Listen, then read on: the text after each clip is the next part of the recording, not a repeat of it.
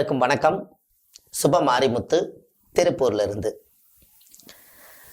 இன்னைக்கு உங்களுக்கு ஒரு அற்புதமான ஒரு பதிவை சொல்லி வரப்போறேன். இந்த வில்வக்காயுடைய ரகசியம் உங்களுக்கு தெரியுமா? வில்வக்காய் யாருடைய பொருள்? சிவனுடைய பொருள். இந்த வில்வக்காயில ரெண்டா அறுத்து அதுல இருக்கக்கூடிய பசையெல்லாம் எடுத்து வெளியில வச்சுட்டு அதுல சிவனுக்கு நல்லெண்ணெயில தீபம் போட்டு பிரதோஷ் தன்னைக்கு நீங்க சாமி முன்னாடி வச்சு விளக்கேத்துனீங்கன்னா திருமண காரியம் சொல்லாம அது திடீர்னு நடக்கும். இந்த வில்வக்காயில ஒரு ரகசியம் இருக்கு. அப்போ திருமணம் யாருக்கெல்லாம் தடையா இருக்குதோ அவங்களுக்கு ஆதி மூலமே இந்த உலகத்துல சிவன் தான். இது வரைக்கும் எலுமிச்சம்பழத்துல நம்ம அறுத்து விளக்கு போட்டிருக்கோம், பூசணிக்காயில அறுத்து நம்ம விளக்கு போட்டிருக்கோம், நிறைய கனிகள்ல அறுத்து விளக்கு போட்டிருக்கோம். ஆனா வில்வக்காயிலேயே நம்மளுடைய பூர்வ ஜென்மத்தினுடைய கர்ம வினையை தீர்க்கக்கூடியது வில்வம். அதனாலதான் 7 முறை வில்வ மரத்தை சுத்தி அதே 7 முறை வில்வ மரத்தை சுத்திட்டு வில்வக்காயில விளக்க மரத்துக்கட்டையே வச்சாலே சிவன் வில்வ மரத்துல குடியிருக்காராம். அந்த காலத்துல வில்வ மரத்தை போய் சுத்திட்டு வாங்கன்னு முன்னோர்கள் எளிமையா சொன்னாங்க. அது ஏன் சொன்னாங்க அப்படின்னா, சிவன் கோயில் கட்டுறதுக்கு பொருளாதாரம் இல்லை. அப்ப சிவனுடைய மூலிகை என்ன? வில்வக்காய், வில்வ மரம், வில்வ செடி, வில்வ தலை, இதெல்லாமே. அதனால உனக்கு பிரதோஷ அன்னைக்கு வில்வ மரத்தை போய் சுத்திட்டு வான்னு பொதுவா சொல்லிட்டாங்க. ஆனா அது சிவன் தான் குடியிருக்கிறாருன்னு அவங்களுக்கு தெரியாது. அப்ப எவ்வளவு ஒரு ரகசியத்தை ரகசியமாவே சொல்லி வச்சுட்டு போயிருக்காங்க பாரு. ஒவ்வொரு மரத்திலையும் ஒரு மூலிகையில ஒரு தெய்வம் குடியிருக்கு. அப்ப இந்த வில்வக்காயிலேயே விளக்கு போடும்போது என்னன்னா, அந்த அந்த சிவனுடைய பவர், அந்த சக்தியாகப்பட்டது யார் அந்த விளக்கை ஏத்துறாங்களோ, என்னுடைய மூலிகையிலேயே விளக்கு ஏத்துறதுக்கு இப்படி ஒரு பிறப்பெடுத்திருக்காங்களே, இவங்களுக்கு என்ன குறை இருக்குதுன்னு சொல்லி படைச்ச கடவுள் சிவபெருமானே ஆசீர்வாதம் பண்ணுவார். அது பிரதோஷ அன்னைக்கு பண்ணும்போது பிறருடைய தோஷம் நிவர்த்தி ஆகுது. அதான் பிரதோஷம். பிறருடைய தோஷம் எல்லாம் நீங்கும். நம்மளுக்கு எது தோஷம்? மற்றவங்க அப்பா சம்பாரிச்ச சொத்து நம்மளுக்கு பிள்ளைக்குத்தானே, அப்பாவுடைய பாவம் பிள்ளைக்குத்தானே. இப்ப பிறருடைய தோஷம் தானே நம்மளை தாக்கிட்டு உட்காந்துருக்குது. நம்ம ஒண்ணுமே பிறக்கும் போது குழந்தையத்தான் பிறந்த, எந்த பாவம் நம்ம செய்யல, நமக்கே இந்த தோஷம் வருது. அப்ப பிற தோஷம் ஏன் அந்த காலத்துல வச்சிருக்காங்க? இத மாசத்துல எத்தனையோ முறை எங்க வேணாலும் கோயிலுக்கு போகலாம். ஆனா பிரதோஷத்தன்னைக்கு மட்டும் வில்வக்காயில விளக்கேத்தி அவங்க 7 வாரம் மட்டும் சிவனுக்கு பூஜை பண்ணால் 7வது வாரம் உங்களுக்கு கல்யாணம் முடிஞ்சிடும். மாப்பிள்ளை நல்ல செய்தி கிடைச்சிடும். அந்த ஒரு நிச்சயதார்த்தம் நடந்துடும். குயிக்கா பண்றவங்களும் கூட உடனே பண்ணுவாங்க. இது எல்லாமே நீங்க செஞ்சுட்டு வாங்க. வில்வக்காயில் இந்த ரகசியம் இருக்கு. அதே போல உங்களுடைய வீட்டுல வில்வ மரம் தன்னுடைய செடியில இருக்கக்கூடிய தலை வில்வக்காய மஞ்சள் தேய்ச்சு சிவன் மாதிரியே 3 பொட்டு வச்சு ஒரு மஞ்சள் துணியில கட்டி இந்த வில்வக்காயை நீங்க பூஜை ரூம்ல வைங்க. ஒரு சிறிய மாற்றம் ஒரு 3 நாள்ல நடக்கும். இந்த வில்வக்காயுடைய ரகசியத்துல எத்தனையோ பேர் இந்த வில்வ மரத்தை சுத்தி பலன் அடைஞ்சிருக்காங்க. கண்டிப்பா நீங்களும் இந்த பலன் அடைஞ்சு இந்த வில்வக்காயுடைய ரகசியத்தை உலகத்துக்கு கொண்டு வாங்க. உங்களுக்கு ஒண்ணு தெரியுமா? அந்த காலத்துல சிவன் மேல ரொம்ப பக்தியா இருப்பார் ஒருத்தர். சிவன் மேல தீவிர பக்தியா இருந்தாராம். அப்போ அவருக்கு காசு விளக்கு வாங்குறதுக்கு அன்னைக்கு காசு இல்லை, பொருளாதாரம் இல்லை. கார்த்திகை ஜோதி வந்துருச்சு, விளக்கு வாங்குறதுக்கு அவர் கையில காசு இல்லை. ரொம்ப சிவன் மேல தீவிர பக்தர் இருந்தாலும் எனக்கு சிவன் விளக்கு வாங்குறதுக்கு கூட காசு கொடுக்கலையே, நான் என்ன பண்றது அப்படின்னு சொல்லிட்டு அவர் அமைதியா தூங்கிட்டார். அவருக்கு நைட்டு கனவுல சிவனே காட்சி கொடுத்து, நீ என்னோட மரத்தடியில் தானே படுத்திருக்கிற அப்படின்னு சொல்ல. அப்பதான் தெரிஞ்சிருக்குது அவருக்கு வில்வ மரம் சிவனோட சொத்துன்னு. அந்த வில்வக்காய எடுத்து நீ விளக்கு போடுன்னு சொல்லிட்டாரு. அந்த வில்வக்காயில எப்படி விளக்கு போறதுன்னு நமக்கு தெரியல. அப்ப கனவுல சொன்னதுக்கு அப்புறம் அந்த வில்வக்காயெல்லாம் போய் ஒரு 10-20 காயை போய் தேடி அந்த தீவிர பக்தர் போய் அந்த வில்வக்காயை உடைச்சு அதுல இருக்கக்கூடிய இதெல்லாம் எடுத்து அன்னைக்கே கார்த்திகை ஜோதி வில்வக்காயில வீட்டுல விளக்கேத்தி தீய சக்தியை அன்னைக்கே வெளியேற்றிருக்காங்க. இது முன்னோர்கள் அந்த காலத்துல சிவனே ஆசீர்வாதம் செய்து கனவுல இந்த பரிகாரம் நிஜமாயிருக்கு. அதனால கார்த்திகை ஜோதி அன்னைக்கு பாருங்க, மண் விளக்குல என்னைக்குமே பாரம்பரியமா ஏத்துவாங்க. ஆனா சிவன் பக்தர்கள் எல்லாம் வில்வக்காயில விளக்கேத்துவாங்க. இது ஒரு முறை நீங்க செஞ்சு பாருங்க, சிவன் வீட்டுக்குள்ள குடி வந்த மாதிரி இருக்கும். கண்டிப்பா வில்வக்காயில இந்த விளக்கேத்தி திருமண தடை நீக்கிறதுக்கு அந்த கன்னி பெண்ணு கையில கொடுத்து 7 வாரம் பிரதோஷத்தன்னைக்கு கண்டிப்பா தீபம் போட்டு வர சொல்லுங்க. உங்களுடைய வாழ்க்கை சிறப்பா இருக்கும், கல்யாணம் சீக்கிரமா நடக்கும். உங்களுக்கு இன்னைக்கு ஒரு நல்ல விஷயத்த சொல்ல போறேன். யானையை பார்த்துட்டு போனால் யோகமா அப்படின்னு நம்ம இன்னைக்கு பார்க்க போறோம். ஏதாவது ஒரு காரியத்துக்கு நீங்க போகும்போது யானை உங்களை பார்த்துட்டா எப்பேற்பட்ட காரியமும் உங்களுக்கு நடக்க ஆரம்பிச்சிடும். இதுல இருந்து என்ன தெரியுது உங்களுக்கு? யானை கடவுளுக்கு சொந்தமான பொருள், விநாயகருக்கு சொந்தமான பொருள். வினையை தீர்க்கக்கூடியவர் விநாயகர். கஜம் என்பது யானை. இந்த யானை வச்சு தீனி போடுறதுங்கிறது அவ்வளவு சாமானியமா முடியாது. அப்போ அவ்வளவு தீனி போட முடியாத ஒரு பொருள் யாருன்னு கேட்டீங்கன்னா யானை தான். ஆண் யானையை பார்த்துட்டு போனால் கூடாத காரியம் கூடும். பெண் யானையை பார்த்துட்டு போனால் உங்க மனசுல நினைச்சுக்கிற காரியம் கைகூடும். இதுல 2 இருக்கு. கூடாத காரியம் கூட வைக்கக்கூடிய சக்தி ஆண் யானைக்கு உண்டு.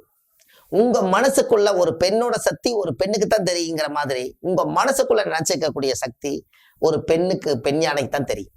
அதனால உங்களோட வீட்டுல ஆண் யானையும் பெண் யானையும் அந்த கஜம் என்கிற யானைய நீங்க வீட்டுல வச்சு வணங்கிட்டு வந்தீங்கன்னா உங்களுடைய வாழ்க்கை உலகத்தை ஆளக்கூடிய சக்தி வர்ற மாதிரி வீட்டுல ஒரு சுபிச்சம் இருக்கும்.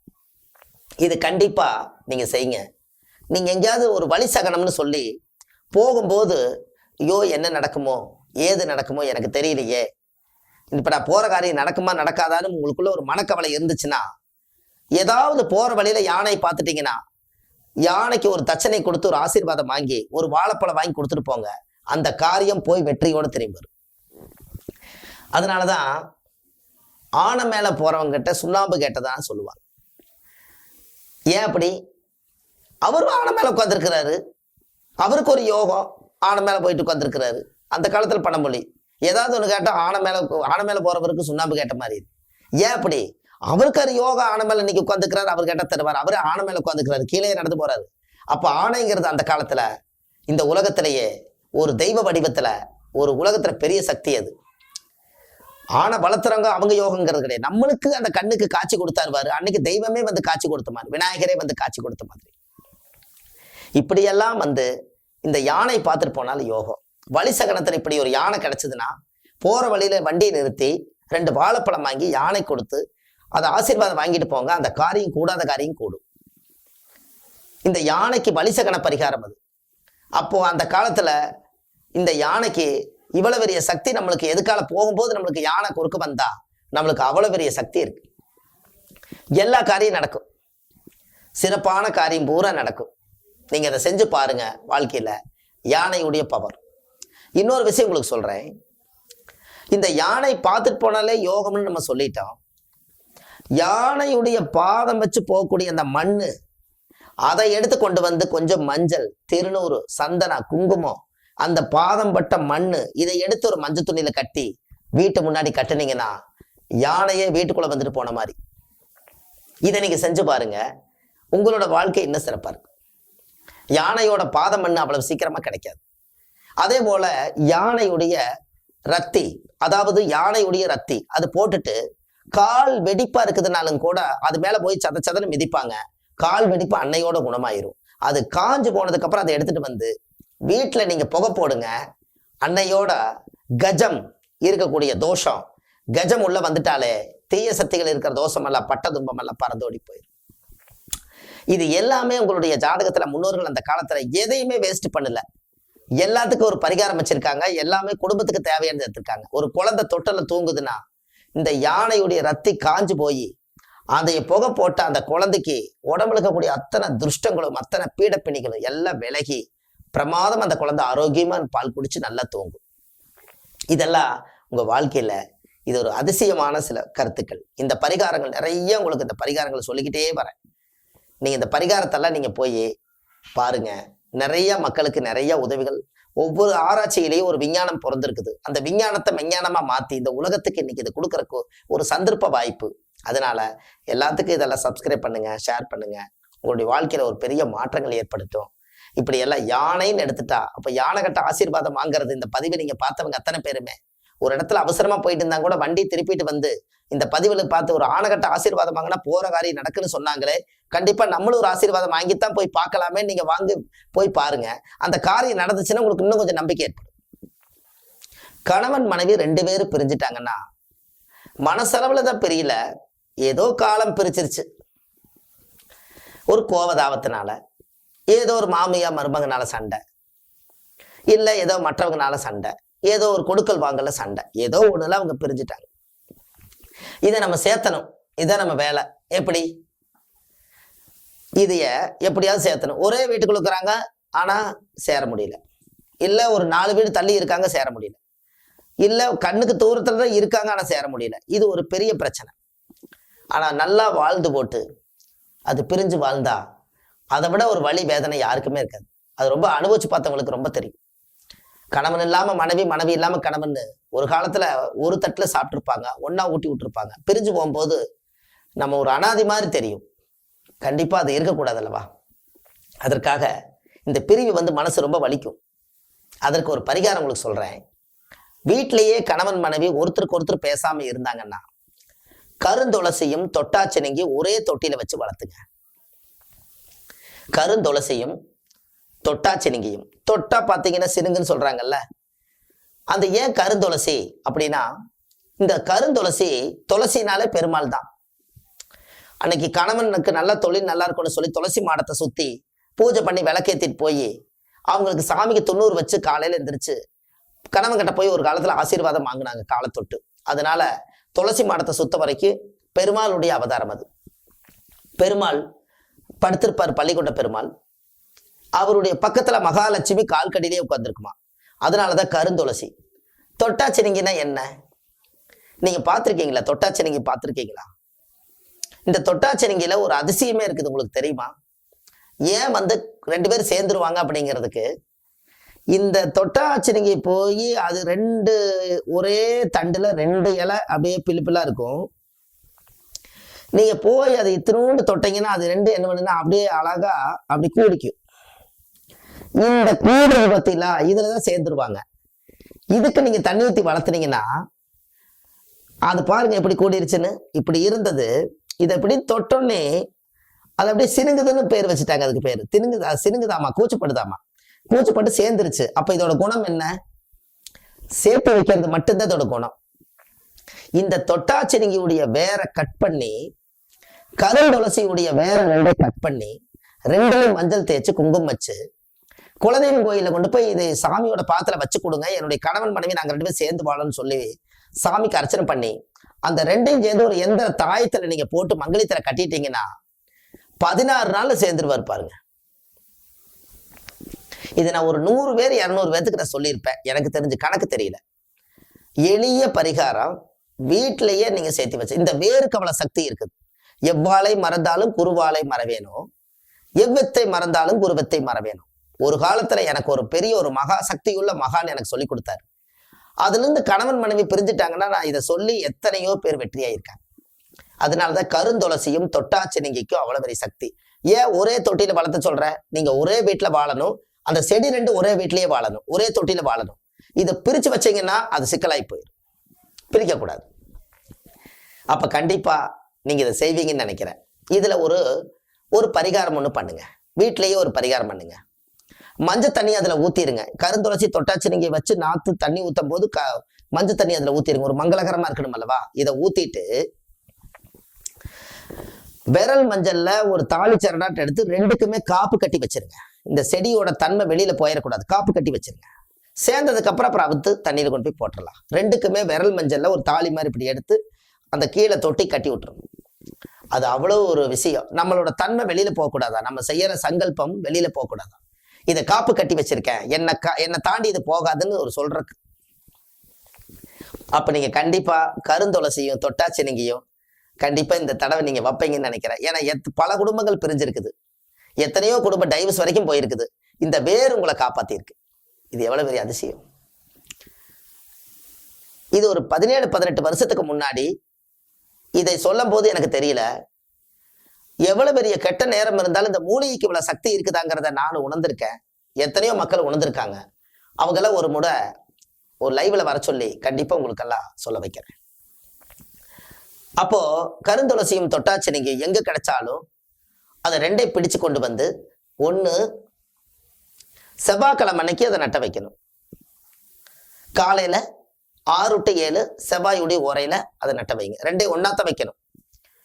அப்படி இல்லை அப்படின்னா வெள்ளிக்கிழமை அன்னைக்கு காலையில 6 to 7 சுக்கர ஓரையில. ஏன்னா செவ்வாய் சுக்கரம் தான் புருஷன் பொண்டாட்டி. செவ்வாய்னா கணவன், சுக்கரனா மனைவி. அதனால செவ்வாய் சுக்கரம் வந்து புருஷன் பொண்டாட்டி. இது 2ஐயும் சேர்த்து ஒரே தொட்டியில வச்சு ஒரே தண்ணி ஊத்தி வளர வளர உங்களுடைய குடும்பமும் வளரும். இதை செஞ்சுட்டு வாங்க. இந்த வீடியோவை உங்களுக்கு நிறைய பேர் இந்த குடும்பத்துல பிரிஞ்சிருப்பாங்க இல்லைங்க. அதனால இது நிறைய பேருக்கு ஷேர் பண்ணுங்களேன். ஏன்னா இந்த மாதிரி பரிகாரங்கள் வந்து அவ்வளவு சீக்கிரம் எளிமையா கிடைக்காது. நிறைய குடும்பத்துல கருத்து வேறுபாடோடு தான் இருக்கிறாங்க. இவர் போய் இவர் தூங்கிடுவார், அவர் போய் அவங்க தூங்கிடுவாங்க. இவங்களும் வேலைக்கு போவாங்க, அவங்களும் வேலைக்கு போவாங்க. ஒரே பெட்ல இப்படிதான் இருக்காங்க. அப்ப இப்படி அவங்க ஒரு நெருக்கமாவே இல்லை. என்ன காரணம்? கணவன் மனைவிக்குள்ள என்ன ஒரு கூச்சம். ஒருத்தர் விட்டு கொடுத்து போனா வாழ்ந்துடலாம். ஆனா விட்டு கொடுக்கல. 2 வைராக்கியமா இருக்கு. இந்த வேறு 2ஐயும் சேர்த்து வச்சிடும். இது மூலிகை சக்தி உள்ள வேறா இருக்கிறதுனால இதை கண்டிப்பா செஞ்சுட்டு வாங்க. செஞ்சு முடிச்சுட்டு அதே குலதெய்வம் கோயில்ல போய் சேர்ந்ததுக்கு அப்புறம் 2 பேரும் சேர்ந்து 2 மாலை வாங்கி சாமிக்கு போட்டு தேங்காவில் உடைச்சு சாமி கும்பிட்டு குலதெய்வத்துக்கு ஒரு நன்றி சொல்லிட்டு வாங்க. உங்க வாழ்க்கை பிரமாதமா இருக்கும். இதெல்லாம் ஏன் உங்களுக்கு இதெல்லாம் இந்த விஷயத்த நான் சொல்றேன்னா, இது ஒரு வாய்ப்புன்னு வச்சுக்கோங்களேன். இந்த உலகத்துல வந்து இந்த தூது வந்து மக்களுக்கு இது போய் சேர்ந்து, ஒருத்தருக்கு காசு இருக்கும், ஒருத்தருக்கு இல்லாமையும் கூட இருக்கலாம், அவங்க வறுமையிலையும் கூட இருப்பாங்க. அவங்களுக்கு ஒரு பூஜை பண்றதுக்கு ஒரு தேங்காய் வளை வாங்குறதுக்கு கூட காசு இல்லாதவங்களெல்லாம் நான் பார்த்துருக்கேன். நீங்க சொல்லிட்டீங்க, இதை போய் நான் தேடி ஒரு பஸ் பிடிச்சி எங்க போய் நான் கோயில்ல போய் ஒரு சாமிக்கு தேங்காய் வளை உடைக்கிறதுக்கு கூட காசு இல்லாம வறுமையில உட்காந்துருக்கணுங்க. என் கணவனும் விட்டுட்டு போயிட்டாரு. அவர் தான் சம்பாரிச்சு கொண்டு வந்து எங்களுக்கு கொடுத்தாரு. அவரே என்னை விட்டு போயிட்டாரு. ஒரு வாழைப்பழம் வாங்குற காசு இல்லைங்கன்னு எத்தனையோ வறுமையில கொடுமையில சொன்னவங்க எல்லாம் உண்டு. நான் அதனாலதான் இதை பத்தி நான் யோசிச்சேன். அப்ப வறுமையில இருக்கிறவங்களுக்கு 5 பைசா கூட செலவில்லாம ஒரு எளிய பரிகாரத்தை கண்டுபிடிச்சு மக்களுக்கு சொல்லணும் அப்படிங்கறக்காக மனசுல அவ்வளவே நினைச்சுக்கிட்டு இந்த பதிவு உங்களுக்கு கொடுக்குறேன். ஒரு ஜாதகத்துல 7ஆம் இடத்துல ராகு கேது, 7ஆம் இடத்துல சுக்கிரன், 7ஆம் இடத்துல செவ்வாய், 7ஆம் இடத்துல சூரியன், மாங்கல்ய தோஷம், சர்ப்பதோஷம், நாகதோஷம், செவ்வாய் தோஷம், இப்படி எல்லாமே ஒருத்தருக்கு 7ஆம் பாவத்திலேயோ லக்கணத்திலேயோ 2லயோ 8லயோ இப்படி ஒரு பாவ கிரகங்கள் இருந்தா கல்யாணம் ஏதோ ஒரு வகையில திருமணம் தடையாகுது. இதுக்கு இவங்க எல்லா கடவுள்கிட்டையும் போயிட்டு வந்துட்டாங்க. இவங்களும் சரியான பூஜைகள் பண்ணிட்டாங்க. எது பண்ணிங்கோட இந்த கல்யாணம் அவங்களுக்கு நடக்கல. என்ன பண்ணலாம்? இது நிறைய பதிவுகள் என்கிட்ட வருது. இது எப்படி சொல்றது? அவங்களுடைய ஊழ்வினை கர்மானாலதான் கல்யாணம் தாமதமாகுது. சாஸ்திரம் பொய் இல்லை. ஏதோ ஒரு ஊழ்வினை கர்மா. முன்னோர்கள் அந்த காலத்துல ஒரு திருமண காரியத்தையும் கூட தடுத்திருக்கலாம். அதனால இந்த காரியத்தை தடுக்கிறதுக்கு இந்த ஜென்மத்துல பிறப்பெடுத்து ஏதோ ரூபத்துல தோஷம் அடையுது. அப்ப இந்த கல்யாணம் நடந்துட்டா தாய் தந்தைகளுக்கு கடமை முடிஞ்சது. இவங்களும் போய் பொழைப்பாங்க, அவங்களும் போய் பொழைப்பாங்க. ஆனா நடக்க மாட்டேங்குது. என்ன பண்றது? அப்ப இந்த காலத்துல இவங்க எல்லாம் பண்ணி பார்த்தாங்க. ஒரு தாந்திரிகமான ஒரு பரிகாரத்தை நீங்க செய்யுங்க. ஒரு சின்ன மாற்றம், உங்களுக்கு கல்யாணம் சீக்கிரமா அமைஞ்சிடும். 6ஆம் இடம் என்பது கண்டம், விபத்து, நோய்னு சொல்றோம். 7ஆம் இடம் என்பது மனைவி, திருமண வாழ்க்கைன்னு சொல்றோம். அப்போ 6லயே நம்ம நின்றுட்டு இருக்கிறோம். கடனு, மன உளைச்சல், கண்டம், விபத்துன்னு. அப்போ 6 கடந்தா 7 தானே. 6 கடந்தா 7 தானே. அதுல ஒன்றும் மாற்றம் இல்லையே. 6 கடந்தா 7. இன்னொருக்க சொல்லுங்க, 6 கடந்தா 7. ஒரு மகான் வந்து நம்மளுக்கு சொல்லிய ஒரு மூல மந்திரம் இது. 6 கடந்தா 7 கரெக்டு தானே. 6க்கு கீழே ஒன்றும் மாற்றம் இல்லையே. அப்ப நீங்களும் 6 கடந்துருங்கிற நான். 6 என்பது 6 தான். ஆத்த கடந்து அக்கறை போயிட்டீங்கன்னா உங்களுக்கு கல்யாணம் நடக்கும். 6ங்கிறது கண்ட விபத்தை தாண்டிச்சனால உங்களுக்கு கல்யாணம் நடக்கும். கரெக்டு தானே. அப்ப என்ன பண்ணலாம்? ஒரு நதியில கொஞ்சம் தூரம் எங்க நதி இருக்குதோ அங்க நம்மனால நடந்து போனா தண்ணியில பிரச்சனை, நம்ம நடந்து போக முடியாது. என்ன பண்ணலாம்? ஒரு பரிசில் வச்சுங்கூட இக்கரையிலிருந்து அக்கறைக்கு நீங்க போயிட்டு அக்கறையிலிருந்து இக்கரைக்கு வந்துட்டா 6 கடந்தா 7. 7ங்கிறது கல்யாணத்தை நீங்க பார்த்திருப்பீங்களா? இது ஜல பரிகாரம் என்று பொருள்.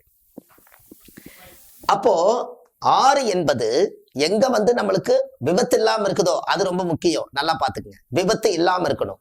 சாதாரணமா அக்கறை கடக்கிற மாதிரி ஒரு இடமா இருக்கணும். அந்த இடத்துலதான் நீங்க இந்த பரிகாரத்தை யூஸ் பண்ணணும். தேவையில்லாம ஒரு இடத்துல போய் நாமளே மாட்டிக்கூடாது. 6 கடந்தா 7. இக்கரையில இருந்து அக்கறைக்கு போகணும். அந்த காலத்துல பார்த்திருக்கீங்களா? அந்த பொண்ணு வீட்டுக்காரெல்லாம் ஆத்துக்கு அந்த பக்கம் வாழுவாங்க, மாப்பிள்ளை வீட்டுக்காரெல்லாம் இந்த பக்கம் வாழுவாங்க. அந்த காலத்துல பரிசல் போட்டு இக்கரையிலிருந்து அக்கறைக்கு போனாங்கன்னா கல்யாணம் பண்ணிட்டு வந்துருவாங்க. அப்ப 6 6 6ன்னு சொன்னா 6ஆம் இடம் என்பது கடன், நோய், வழக்கு, கண்டம். 6 கடந்து விட்டால் 7 கல்யாணம் பண்ணிட்டு வந்துருவாங்க. ஒரு நாளாவது வாழ்க்கையில ஏதோ மலையெல்லாம் ஏறி கடவுளை போய் பார்த்துட்டு வந்திருக்கீங்க. ஒரு நாளைக்கு வாழ்க்கையில இக்கரையிலிருந்து அக்கறைக்கு போறதுக்கு முயற்சி பண்ணுங்க. உங்க வாழ்க்கை அக்கறையா வாழ்வீங்க. இது கண்டிப்பா இந்த எளிய பரிகாரம். இது நீங்க வந்து விபத்து இல்லாம நீங்க செய்யணும். ஒரு பரிசல்ல நீங்க போகணும், இல்ல படகுல போகணும், இல்ல கப்பல்ல போட்ல போகணும். இப்படி எல்லாம் போய் நீங்க ஏதோ ஒரு வழியில அக்கறைக்கு போயிட்டு இக்கரைக்கு வாங்க. கண்டிப்பா உங்களுடைய பரிகாரம் கண்டிப்பா நிச்சயமாகும். ஒரு விபத்துல இருந்து தப்பிச்சாலே அங்க பாருங்க, ஒரு கெட்டது நடந்ததுக்கு அப்புறம் நல்லது நடந்ததுன்னு சொன்னாங்க. விபத்து என்பது 6ஆம் பாவம். கடன், நோய், வழக்கு, சண்டை எல்லாமே 6ஆம் பாவம். அப்ப கெட்டது ஒண்ணு நடந்ததுக்கு அப்புறம் ஒண்ணு நல்லது நடக்குன்னு, அப்ப 6 தாண்டி தானே 7. அதனால நீங்களும் 6 தாண்டுங்கன்னு சொல்றேன். அப்போ இதுக்கெல்லாம் ஒரு விஞ்ஞான ரீதியா அந்த காலத்துல ஒரு எளிமையான பரிகாரங்கள். இதை கண்டிப்பா நீங்க செய்துட்டு வாங்க. உங்களுடைய வாழ்க்கை ரொம்ப சுபிட்சமா இருக்கும். உங்களுடைய வாழ்க்கையில மிகப்பெரிய மாற்றத்துக்கு ஆளாவீங்க. அந்த தெய்வத்தினுடைய அனுகிரகங்கள் உங்களுக்கு கிடைக்கும். இதை போய் இந்த நதியை நீங்க தாண்டிட்டு வந்துட்டு உங்களுடைய குலதெய்வம் கோயில்ல போய் நான் தவிர்க்க முடியாம தத்தளிச்சு போய் நீச்சல் அடிக்கிறதே எதற்காக?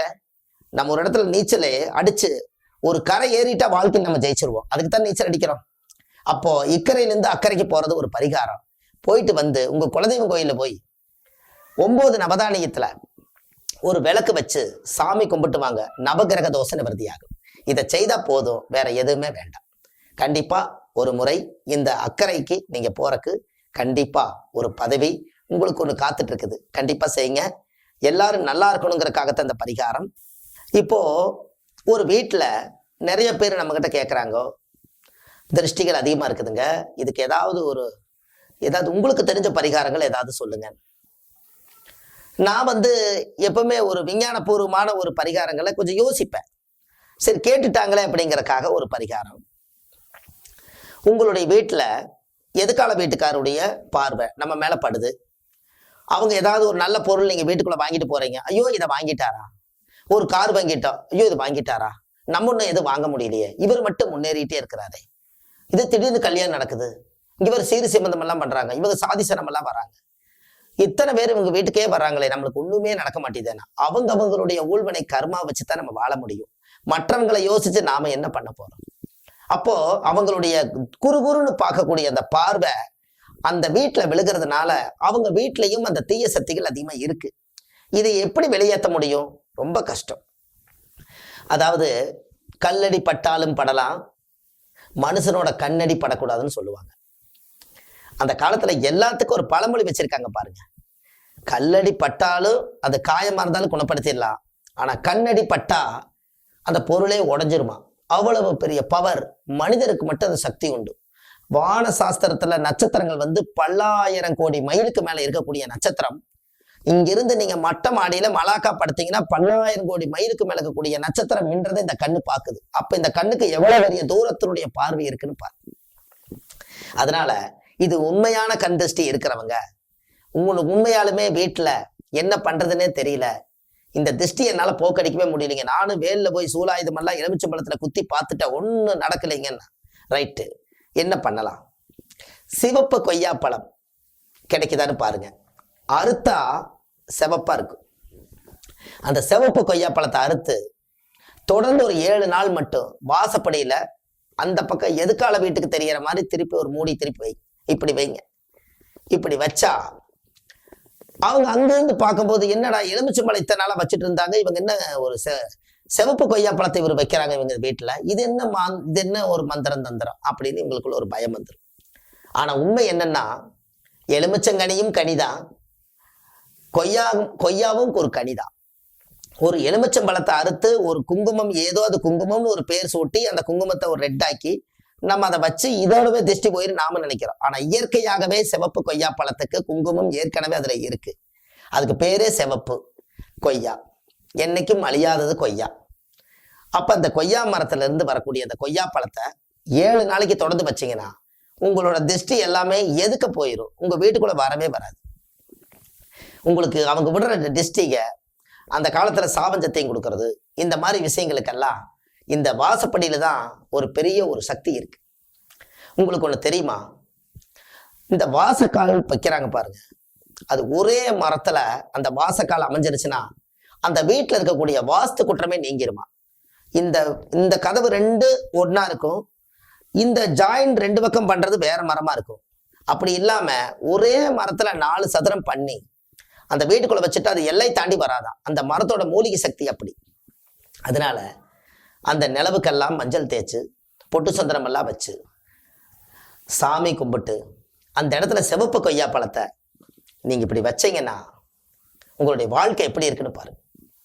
அன்னையிலிருந்து வீட்டுக்குள்ள ஒரு தீய சக்திகள் எதுவுமே வராது. நீங்க நிம்மதியா தூங்குவீங்க, உங்களுக்கு தூக்கம் நல்லா வரும் முதல்ல. ஏன்னா எதிர் வீட்டுல இருந்து வரக்கூடிய திருஷ்டி தான் நம்மளை போட்டு தாக்குது. அப்ப இதுல இருந்து வெளியில வரணும் அல்லவா. அதுக்கு ஒரே பரிகாரம், ஏதாவது ஒண்ணு சொன்னா அந்த காரியம் நடக்க மாட்டேதுங்க, வாய் விட்டு சொல்லிட்ட ஏமாந்து அந்த காரியம் இன்னே கிடக்குதுங்கிறாங்க. சிவப்பு கொய்யா பழத்தை அறுத்து வச்சுட்டு நீங்க அந்த போற காரியத்துக்கு போங்க, அந்த காரியம் சிறப்பா நடக்கும். இப்படி எல்லாம் எளிய பரிகாரங்கள் உங்களுக்கு நிறைய இந்த பதிவுல இருக்குது. நீங்க அப்படியே பார்த்துக்கிட்டே வாங்க, ஒன்னொன்னு உங்களால முடிஞ்ச அளவுக்கு செஞ்சுக்கிட்டே வாங்க. உங்களுடைய வாழ்க்கையில நீங்க வெற்றியை நோக்கி போய்கிட்டே இருப்பீங்க. இப்ப நான் சொல்லக்கூடிய அத்தனை பரிகாரங்களுக்குமே பைசா கிடையாது, எதுக்குமே பைசா இல்லை. நீங்க செலவு பண்ணி பைசா சம்பாரிச்சு செய்யணுங்கிறது இல்லை.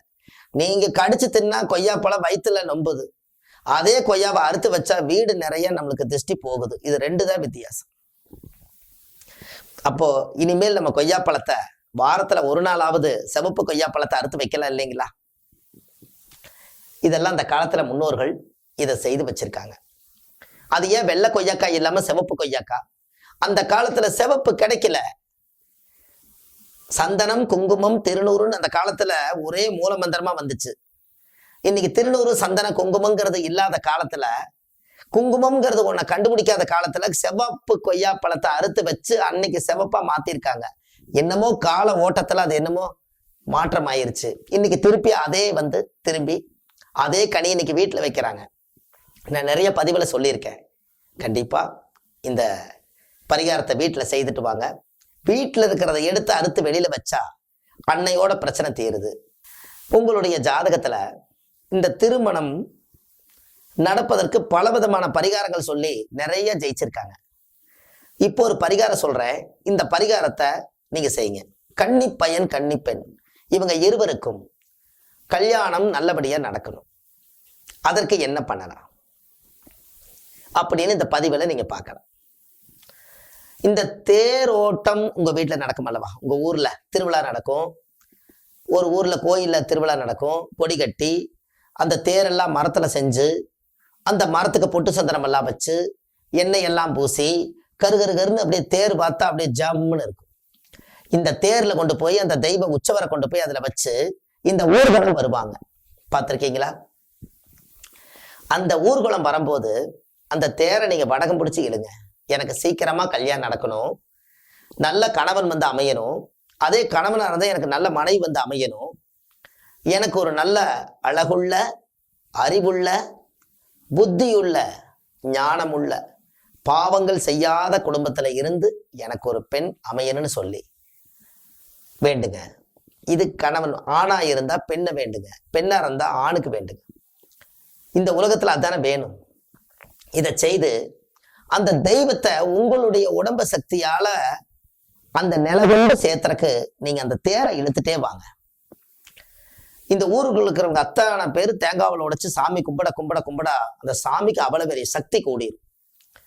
நீங்க கொண்டு போய் எங்கிருந்து தேரை இழுக்கிறீங்களோ அந்த தேரை இழுக்கிறதுக்கு நீங்க அன்னைக்கு ஒரு நாள் ஒதுக்கிடுங்க. சாமிக்காக, கடவுளுக்காக, உங்களுடைய திருமணத்துக்காக ஒதுக்கி நீங்க அந்த தேரை இழுத்து வடகம் பிடிச்சு ஊர்குளம் எப்படி பொழுதுக்குள்ள கொண்டு வந்து அந்த நிலை சேர்த்துவாங்க பாத்தீங்களா, அது வரைக்கும் நீங்க கூடவே இருக்கணும்.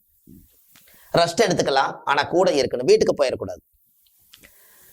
அந்த சக்தியை வீட்டுக்கு போயிட்டு மறுபடியும் வந்தீங்கன்னா அந்த கனெக்ட் ஜாயிண்ட் ஆகாது. அதை இழுத்த ஒரே முட்டை இழுத்தரணும். அப்படி தேர் இழுக்கிறது திருவிழா கிடைக்கலினாலும் கூட நீங்க இந்த மாதிரி பழனிமலை, சுவாமிமலை, திருச்செந்தூர் இப்படி இருக்கிற இடத்துல தேர் இழுக்கிறாங்க இல்லையா, முருகரை வச்சு, அதுவும் நீங்க இதுல கணக்குல எடுத்துக்கலாம். இந்த தேரை இழுத்து நில கொண்டு சேர்த்தி சாமி கும்பிட்டு போயிருங்க. ஒரு 2-3 நாள் அந்த உற்சவரை மேல இருக்கிறவரை கொண்டு வந்து அந்த கோயில்ல வைப்பாங்க பாருங்க, அதுக்கு மஞ்சள் பொடி 1 கிலோ வாங்கி சாமிக்கு மஞ்சள் அபிஷேகம் பண்ணுங்க. உங்க கழுத்துல மஞ்சள் கயிறு கழுத்துல தொங்கும். மஞ்சள் மங்களகரமான தாலி செய்து மஞ்சள் சரடுல உங்க கழுத்துல தொங்கும். மஞ்சள் அபிஷேகம் சாமி குளிர்ச்சி பண்ணுங்க. அந்த சாமிக்கு ஒரு மஞ்சள் புடவை எடுத்து கொடுத்து மஞ்சள் அபிஷேகம் மட்டும் பண்ணுங்க, வேற ஒண்ணும் வேண்டாம். இதை மட்டும் பண்ணுங்க. அதுக்கு மேல என்ன வேணாலும் அவங்க உங்க விருப்பத்துக்கு பண்ணலாம். மஞ்சள் அபிஷேகம் பண்ணுங்க. மஞ்சள் என்பது குரு. இந்த குருவுடைய ஆசீர்வாதம் உங்க வீட்டுக்கு வந்தாச்சுனால் குருவுடைய ஆசீர்வாதத்துல எல்லா சக்திகளும் ஒன்னா கூடிரும். அதுல இருந்து உங்களுடைய வாழ்க்கை பாருங்க எப்படி ஒரு மாற்றங்கள் உங்க ஜாதகத்துல வருது. இது எல்லாமே அந்த காலத்துல முன்னோர்கள் வந்து குடும்ப நலனுக்காக, அந்த தெருவில் வாழக்கூடியவர்களுக்கு, அந்த மக்கள் அத்தனை பேர்த்துகளுக்கும் எல்லாத்துக்கும் அந்த காலத்துல பரிகாரம் சொல்லியிருக்காங்க. இதுல மாதுளாம்பழத்தினுடைய விதைய ஒரு பாத்திரத்தை நிறைய ஒரு 4-5 ஒளிச்சு வச்சுக்கோங்க. தேனை இழுத்துட்டு போகும்போது சாமி மேல மாதுளம்பழத்தினுடைய விதை எடுத்து அப்படியே சூறை விடுங்க சாமிக்கு. சாமி பார்த்துக்கும். எல்லாம் எடுத்துட்டு போயிட்டு இந்த தேர் நில கொண்டு இழுத்துட்டே போங்க. பின்னாடி பார்த்தீங்கன்னா நிறைய பேர் பழத்தை சூறை விடுவாங்க, இந்த மாதுளம்பழத்தை சூறை விடுவாங்க, காசு எல்லாம் விடுவாங்க. ஒரு 5-6 பொருள் சாமிக்கு 5-6 பொருள் கீழே கிடக்கிறதெல்லாம் எடுத்து வச்சு ஒரு துணியில கட்டி பொழுதோட நீங்க அதை கொண்டு போய் வீடு கொண்டு போய் சேர்த்திருங்க. இதெல்லாம் சாமி போட்ட பிரசாதம். உங்களுக்கு கல்யாணம் சீக்கிரமா நடக்கும். தேர் பரிகாரம் இது. தேர் திருவிழா. அப்ப தேர்னாலே திருவிழா. எத்தனை பேர் மகிழ்ச்சியா இருக்காங்க திருவிழான்னா? உறமனைகள் எல்லாம் வந்து ஒரே வட்டல்ல சாப்பிட்டு ஒரே தட்டுல இருந்து எல்லாம் நல்லதுல பாருங்க. திருவிழான்னு வந்துட்டாலே ஆட்டோமேட்டிக்கா உறமனைக்காருங்க, மாமன் மச்ச, பங்காளி, சித்தப்ப மக்க, பெரியப்ப மக்க எல்லாம் ஒண்ணு சேருவாங்க ஒரு ஊர்னா. அங்க உறவை விட்டு கொடுக்க கூடாதுன்னு சொல்லி போட்டு அங்க கல்யாணம் ஆகி பேசுவாங்க. இந்த சாமி இழுத்த மாதிரி மாச்சு, இங்க உறவை பகிர்ந்த மாதிரி மாச்சு. அன்னைக்கு பிள்ளைகளை பார்த்தா அன்னைக்கு பார்த்ததுக்கு இன்னைக்கு பார்த்ததுக்கு கொஞ்சம் நிறைய வித்தியாசங்கள் இருக்கும். ஓ, கல்யாணம் முடிக்கிற அளவுக்கு வளர்ந்துட்டாங்களா, பரவாயில்லைங்களே, இவ்வளவு தூரம் வளர்ந்துட்டாங்கன்னா அப்ப நம்ம பையனுமே கொடுத்துடலாமே, ஜாதகத்தை பாருங்க பொருத்தம் இருந்தா செஞ்சிருவோம். இப்படி பேச்சு வாக்குல பேசி அந்த கடவுளையே நடத்தி கொடுத்துருவாரு. அதனாலதான் தேர் இழுங்கன்னு சொன்னேன். தேர் திருவிழாவில் போய் தேர் இழுத்துட்டு வாங்கன்னு சொன்னேன். இது கண்டிப்பா அதை செஞ்சுட்டு வாங்க. உங்க வாழ்க்கையில நிறைய மாற்றங்கள் ஏற்பட்டு கொண்டே இருக்கும். இதை செய்யுங்க. உங்களுடைய வாழ்க்கையில ஒரு மிகப்பெரிய மாற்றங்கள் உங்களுக்கு வந்தே தீரும்.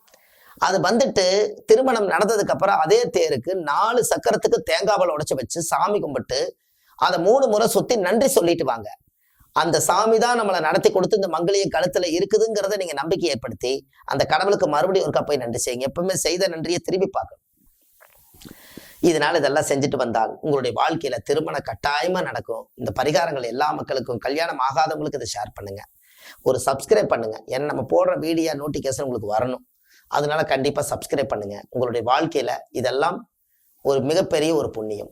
இந்த பரிகாரத்தை செய்யுங்க. வாழ்க்கையில அதிகாரமா நீங்க வாழ போறீங்க. தைரியமா இருக்கலாம். நம்பிக்கையோடு இதை செய்யுங்க. நல்லதே நடக்கும். நன்றி, வணக்கம். சுப மாரிமுத்து, திருப்பூர்ல இருந்து.